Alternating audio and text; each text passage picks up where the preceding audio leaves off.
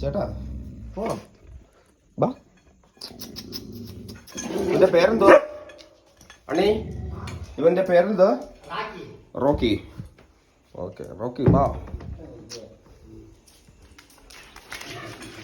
okay